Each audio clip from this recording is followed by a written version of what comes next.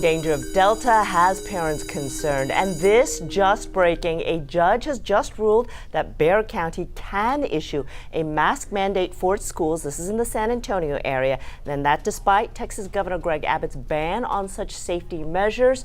We will have more on that in a little bit.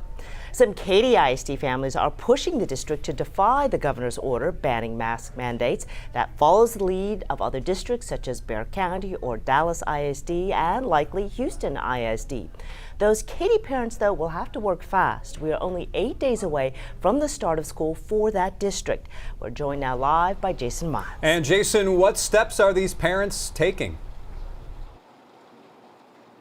Well, right now, guys, there is a petition floating around the Katy area, and it is gaining traction. In fact, some parents plan to speak out again for some of them during a called board meeting here in Katy, where this issue is not on the agenda, but anything can come up. I can tell you, as at this point, as far as the district is concerned, masks remain optional and virtual learning not an option. Lee Nelson and her kids feel completely safe in their Katy kitchen, but going back to school is causing major anxiety. I honestly got very scared. Rising fifth grader Hope Nelson has respiratory issues, including mild asthma, as well as an immunity disorder. Honestly, I don't want to end up very sick. I don't want to end up in the ER, and I definitely don't want to end up dead.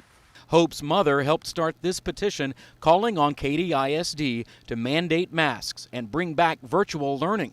And at last check, it included well over 1,500 signatures. The biggest thing for us is really the under 12 vaccine ineligible children. Those children are going to be left completely unprotected, and we're at the height of the pandemic. Katy ISD tells me the district's priority is the health and safety of students and staff, and it will continue to review guidelines and make changes if necessary. Adding in a statement, quote, while Texas school districts cannot mandate masks this school year, as per the governor's executive order, face coverings will remain optional on all Katy ISD campuses and are highly recommended by the CDC. I'm not with the mask. I think it instills a lot of fear with kids. Keeping face coverings optional is fine with Courtney Franks, who believes many younger kids don't properly wear them anyway. I noticed a little girl here earlier.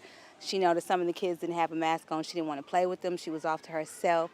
So I just don't think it's normal. I never will think it's normal. The Nelson family considers protocols the new normal until the potential threat is over.